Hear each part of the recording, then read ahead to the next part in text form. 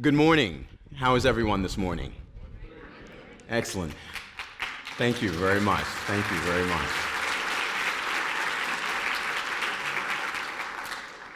My name is Paulo Nzambi, and I am the Chief Operating Officer for the National Center for Arts and Technology. If you take a plane from Pittsburgh's International Airport and you travel across the ocean, you'll arrive in Heathrow, London's airport. If you catch a connecting flight and you fly across the channel, you'll find yourself in Belgium. At that point in time, you're probably a little tired of airplanes and airplane food, so you may want to rent a car. And if you do so, and you're willing to drive long enough, you will find yourself in a small, quaint, picturesque village in the middle of Europe. This village sits at the base of a tall, tall hill. And if you look up at the apex of that hill, you will see a monastery. If you enter that monastery, you will meet Benedictine monks. And if you ask them, "What are you doing here?" they will tell you, "We study the Holy Scripture. We worship God." But they will also tell you that they have devoted their lives to identifying, preserving, and protecting great works that they believe have significantly advanced all of humanity. They will tell you that they have taken a pledge to guard these very works with their lives. If you're there, I would highly recommend that you ask for a tour and the opportunity to see some of these works, and I suspect they will indulge you. But be prepared. There will be a tour guide. A tour guide will take you to a door, and that door will be guarded by a monk. They will open the door you will pass through, and they will close the door behind you. You will continue your journey, and you will come, yes, to another door, and indeed, as you suspect, you will find another monk guarding that door.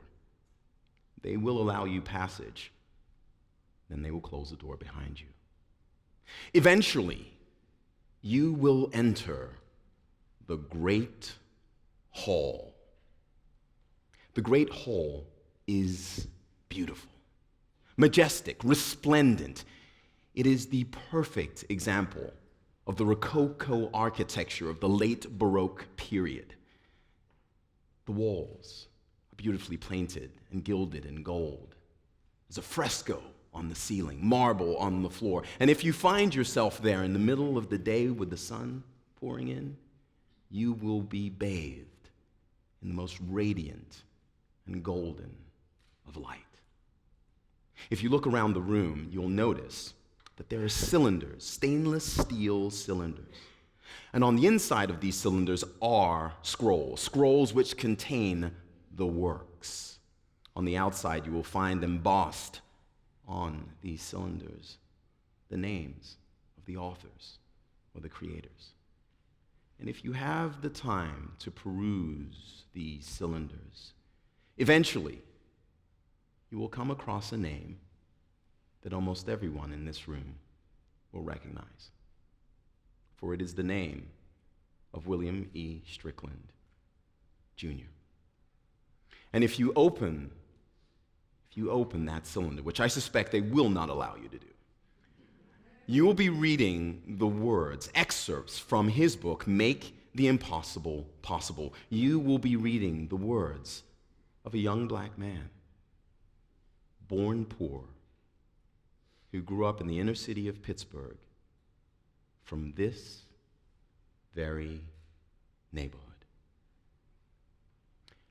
I tell you this story because I fundamentally believe that every human being, regardless of ethnicity, religion, socioeconomic standing, or background, has the ability to contribute some idea, some thought that just might significantly advance humanity.